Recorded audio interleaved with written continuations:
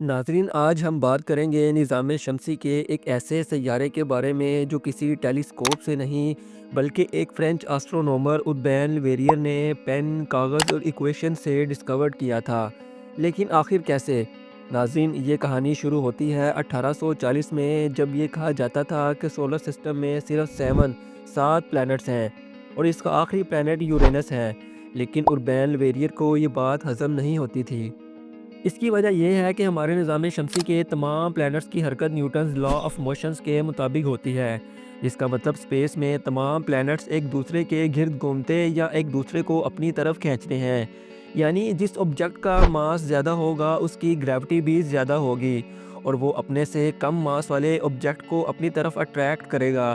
اس کی عام مثال ایسے ہے کہ ہمارے نظام شمسی میں تمام پلانٹس سورج سے چھوٹے ہیں، اسی وجہ سے وہ اس کے گرد گھومتے ہیں۔ لیکن لیویریئر نے نوٹ کیا یورینس نیوٹن لا آف گریوٹی کے مطابق حرکت نہیں کرتا بلکہ ایک اسپیسیفک پوائنٹ پر ہی چکر لگاتا ہے۔ اس چیز نے تقریباً 60 سال تک تمام آسٹرونومرز کو پریشان کرے رکھا۔ لیویریئر اس بات پر دن رات ریسرچ کرتے تھے کہ آخر کیسے صرف ایک پلانٹ نیوٹن کے لا آف گریوٹی پر حرکت نہیں کرتا۔ اس صورتحال کو دیکھ کر تمام آسٹرونومرز نے یہ کہنا شروع کر دیا تھا کہ نیوٹن کے لا آف گریوٹی میں ہی کوئی غلطی ہے۔ لیکن لیویریئر کے مطابق یہ اسی صورت ممکن تھا کہ یورینس کے پاس کوئی بہت بڑا آبجیکٹ یا باڈی ہو۔ لیکن یہاں اصل مسئلہ یہ تھا کہ اگر واقعی یورینس کے پاس کوئی آبجیکٹ یا پلانٹ ہے تو وہ نظر کیوں نہیں آ رہا تھا؟ ناظرین، لیویریئر ایک بہت ہی جینیس آسٹرونومر تھے۔ وہ اسی بات پر بضد تھے کہ یورینس کو کوئی دوسرا پلانٹ یا ماس اپنی طرف کھینچ رہا ہے۔ چنانچہ 23 ستمبر 1846 کی رات لیویریئر روٹین کے مطابق اسی بات پر مشاہدہ کر رہے تھے کوئی چھوٹی چیز یورینس کو اپنی طرف اٹریکٹ نہیں کر سکتی۔ تبھی انہوں نے ایک کاغذ پر نمبرز، ایکویشنز، میتھمیٹک کیلکولیشن سے لوکیشن اور اینگلز بنائے۔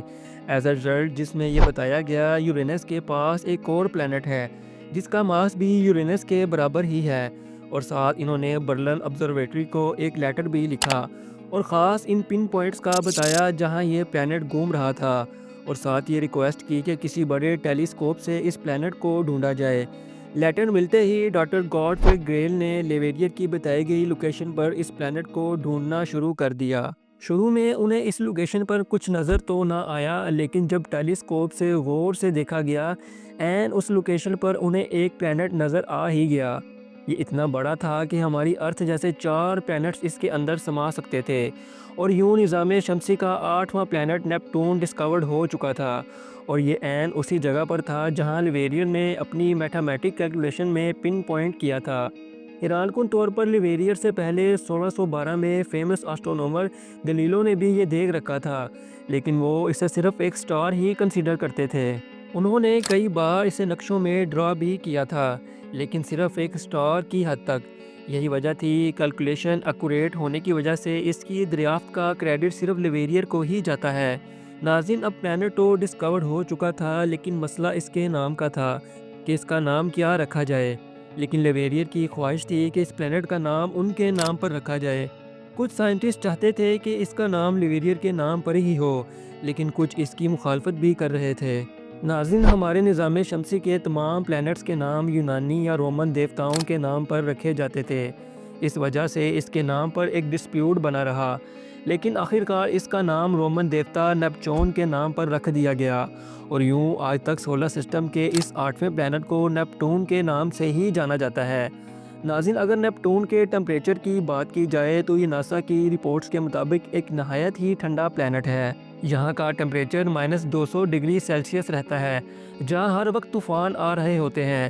ناظرین، اگر ارتھ اور نیپٹون کے ٹائم کا موازنہ کیا جائے تو یہاں کا ایک دن ارتھ کے 16 گھنٹوں کے برابر ہوتا ہے، اور ایسے ہی یہاں کا ایک سال ارتھ کے 165 سالوں کے برابر ہوتا ہے۔ اس کی بنیادی وجہ اس کا سورج سے لمبا ڈسٹنس ہے۔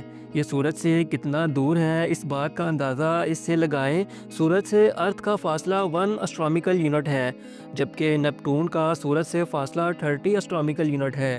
عام لفظوں میں یہ سورج سے 4.5 بلین کلومیٹر دور ہے۔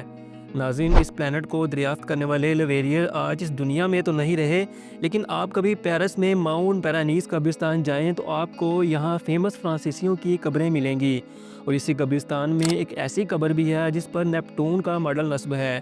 اس قبر کے اندر وہی انسان دفن ہے جس نے صرف میتھمیٹک کیلکولیشن سے ایک پلانٹ ڈسکور کیا تھا۔ تو ناظرین، کیسی لگی آج کی ویڈیو؟ مزید ایسی ہی انٹرسٹنگ ویڈیوز کے لیے ہمارے چینل کو سبسکرائب بھی کر لیں۔ ملتے ہیں کسی نئی ویڈیو میں۔